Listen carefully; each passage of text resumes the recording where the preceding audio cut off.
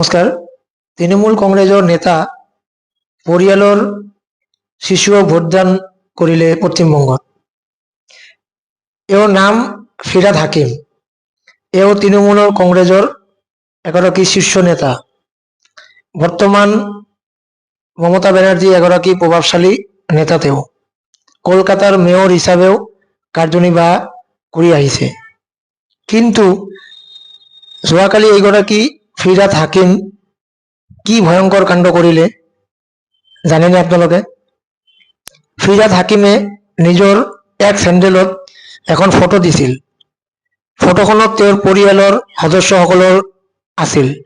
ফটোখন হেণ্ডেলত দি ফিৰাদ হাকিমে লিখিলে, কাষত মোৰ এয়া পৰিয়ালৰ সকলোৱে এগৰাকী নাগৰিক হিচাপে থকা আমাৰ আটাইতকৈ গুৰুত্বপূৰ্ণ অধিকাৰ একেলগে সাব্যস্ত কৰিলোঁ। আপুনি আপোনাৰ ভোটাধিকাৰ সাব্যস্ত কৰক। হয়, বুধবাৰে ভোটদান কৰি উঠি ফিৰাদ হাকিমে আৰু তেওঁৰ পৰিয়ালৰ সদস্যসকলক ভোটদান কৰাৰ চিহ্ন থকা হাতৰ আঙুলিৰে দেখুৱাই এই ফটোখন উঠিছিল। কিন্তু ভয়ঙ্কৰ কথাটো হ'ল, এই ফটোখনত এগৰাকী কণমানি ছোৱালীও আছে আৰু এই কণমানিজন আঙুলিটোত ভোটদানৰ চিহ্ন আছে।